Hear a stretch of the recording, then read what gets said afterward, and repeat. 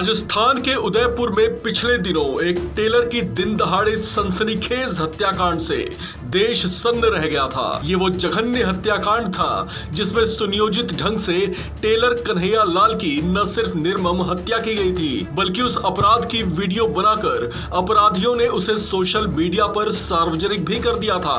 उस दिल दहलाने वाली वारदात के बाद अब एक और ऐसे ही गुनाह से पर्दा उठा है। इस गुनाह को अंजाम दिया गया था महाराष्ट्र के अमरावती में, जहां 21 जून को एक केमिस्ट की गला रेत कर बड़ी बेरहमी से हत्या कर दी गई थी। नवभारत टाइम्स के मुताबिक अमरावती में रहने वाले उमेश कोल्हे को तब मौत के घाट उतार दिया गया था जब वे अपने मेडिकल स्टोर से घर लौट रहे थे।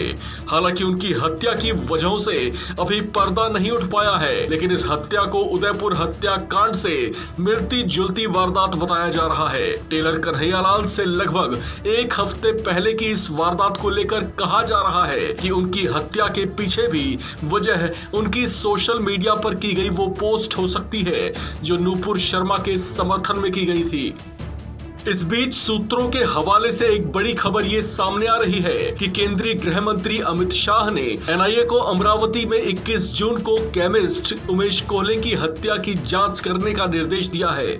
नवभारत टाइम्स की इस रिपोर्ट के मुताबिक इस जघन्य हत्याकांड में सूत्रों के हवाले से जो जानकारियां सामने आ रही हैं, उनकी माने तो पेशे से केमिस्ट रहे उमेश कोल्हे ने व्हाट्सएप पर बीजेपी से निलंबित नेता नूपुर शर्मा के समर्थन में एक पोस्ट सोशल मीडिया पर शेयर की थी, जो गलती से एक ऐसे ग्रुप में चली गई थी जिसे मुस्लिम समुदाय के ही कुछ लोग चला रहे थे। इसी ग्रुप में उनके अपने भी कुछ ग्राहक थे। इस मामले में अब तक कुल 6 लोग गिरफ्तार कर लिए गए हैं। हालांकि इस मामले में मुख्य आरोपी अहमद फिरोज अभी भी पुलिस की गिरफ्त से बाहर चल रहा है। मर्डर केस है, उसमें हमने अभी तक 6 एक्यूज को गिरफ्तार किया है। अभी इन्वेस्टिगेशन के दौरान हमें प्राइमा फेसी वही जिन्होंने नुपुर शर्मा के बारे में पोस्ट की थी सोशल मीडिया पे, उसी के बावजूद ये अपराध हुआ है। क्या कारण इसके पीछे आपको लग रहा है? क्या सोशल मीडिया पर कुछ पोस्ट किए गए थे या वायरल किया गया था कुछ? हाँ, सोशल मीडिया पे उन्होंने नुपुर शर्मा के सपोर्ट में एक पोस्ट किया था, उसी वजह से ये अपराध हुआ है। कितने लोगों को अब तक अभी तक 6 एक्यूज को अरेस्ट किया है। अभी कुछ लोगों की और हाँ, और भी इन्वेस्टिगेशन शुरू है। इस पूरे मामले में एनआईए ने भी अभी टेक ओवर किया है।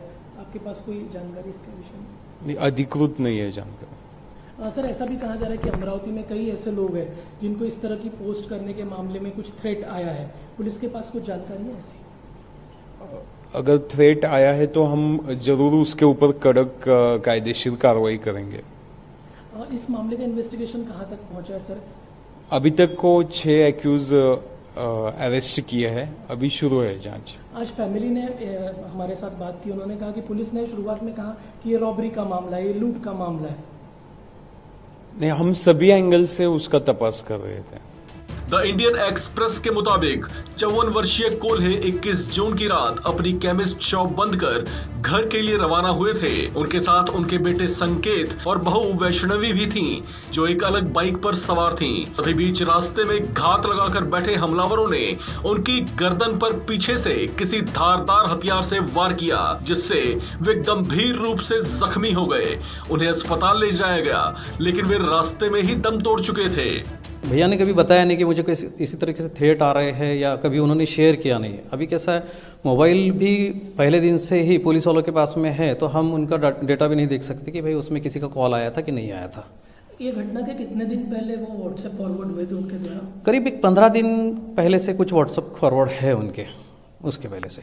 आपको इस मामले में किसी पर शक था? हमें शक आने का कोई कारण ही नहीं था, क्योंकि हम लोग ही नहीं समझ पा रहे थे कि ये किसी इनका कौन कोई कर सकता है करके, तो शक आने का तो कोई सवाल ही नहीं है कि हमें किसी पे शक कर सकता है। घटना के बाद पुलिस ने मामला दर्ज किया जी। जो शुरुआती इन्वेस्टिगेशन थी उससे आप कुछ खुश थे या फिर आपको बुलाया गया था, कुछ बताया गया था? नहीं, शुरुआती इन्वेस्टिगेशन में 2 लोग पकड़े गए, 4 लोग पकड़े गए, ऐसा सिर्फ हमें बताया जा रहा था, लेकिन हमें कुछ कारण नहीं बताया जा रहा था कि भाई क्या है। हाँ, भैया के कुछ मैसेजेस थे नुपुर शर्मा के बारे में, जो उन्होंने एक जनरल जैसे हम किसी को भी फॉरवर्ड करते हैं वैसे कुछ ग्रुप्स में उन्होंने ग्रुप में फॉरवर्ड किए थे, लेकिन अब इतने छोटे से 2-4 फॉरवर्ड से एकदम से जानलेवा हमला होना, ये अभी भी हम नहीं समझ पा रहे हैं। उन्होंने कुछ ग्रुप्स में फॉरवर्ड किए थे या व्यक्तिगत कुछ लोगों को फॉरवर्ड? नहीं, उन्होंने ग्रुप्स में फॉरवर्ड किए थे, व्यक्तिगत रूप में उन्होंने कभी किसी को फॉरवर्ड नहीं किया था उसको। इस मामले में एनआईए की टीम जांच कर रही है। इस बीच एटीएस की भी एक टीम जांच के लिए अमरावती पहुंची है। इस घटना में इस्तेमाल चाकू बरामद कर लिया गया था, जबकि सीसीटीवी फुटेज के आधार पर इस जांच को आगे बढ़ाया जा रहा है। इस खबर में फिलहाल इतना ही।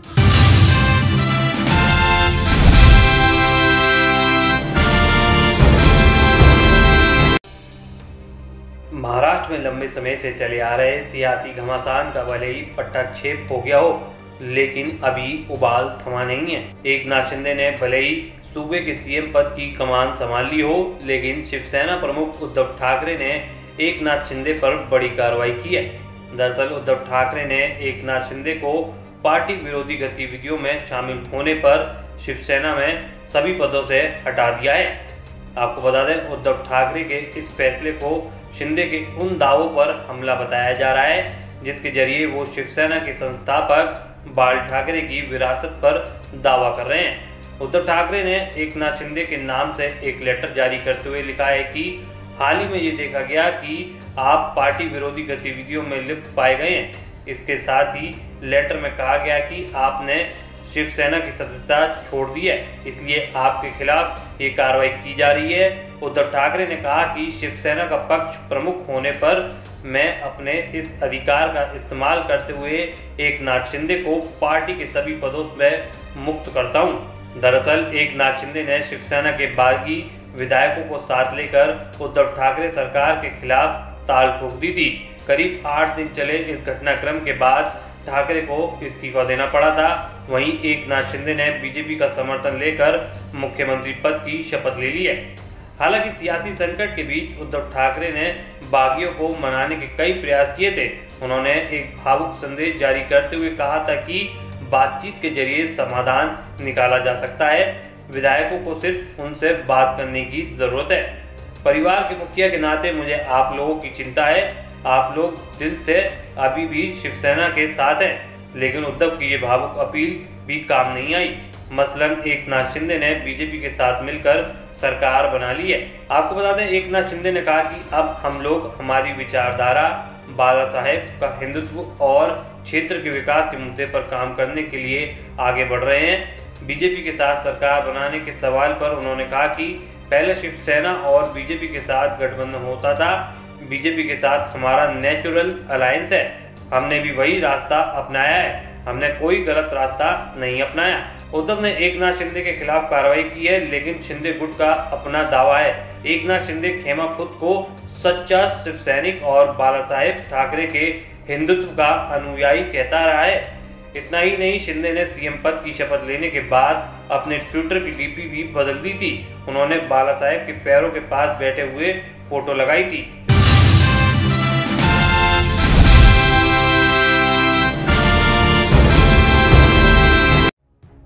बॉलीवुड कलाकारों को जान से मारने की धमकियां दिए जाने का सिलसिला थम नहीं रहा है। बॉलीवुड सुपरस्टार सलमान खान और उनके पिता सलीम खान के बाद अब बॉलीवुड इंडस्ट्री की दमदार एक्ट्रेस स्वरा भास्कर को जान से मारने की धमकी मिली है।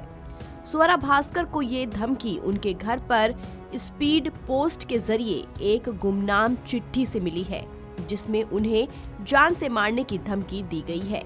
ये लेटर एक्ट्रेस के मुंबई के वर्सोवा वाले घर पर भेजा गया है।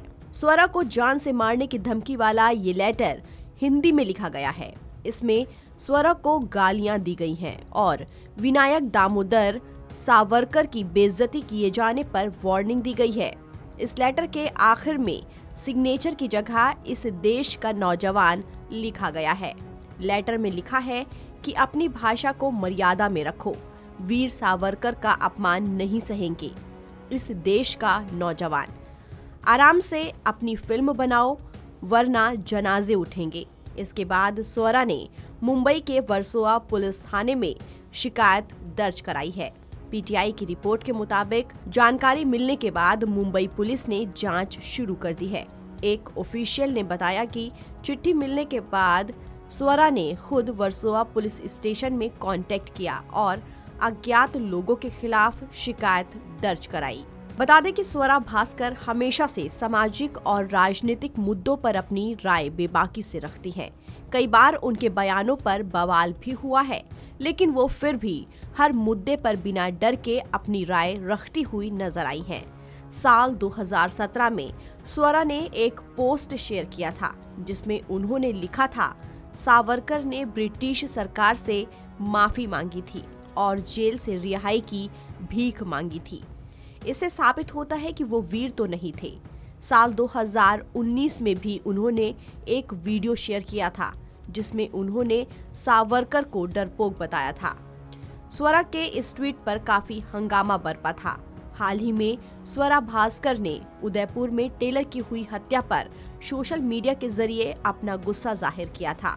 करियर की बात करें तो स्वरा भास्कर ने साल 2010 में फिल्म गुजारिश से बॉलीवुड में डेब्यू किया था। इसके बाद उन्होंने तनु वेड्स मन्नू, रांझणा, प्रेम रतन धन पायो, नील बटे सन्नाटा, अनारकली ऑफ आरा और वीरे दी वेडिंग जैसी फिल्मों में काम किया। इसके अलावा स्वरा रसभरी, फ्लैश और भाग बिन्नी भाग जैसी वेब सीरीज में भी नजर आ चुकी हैं।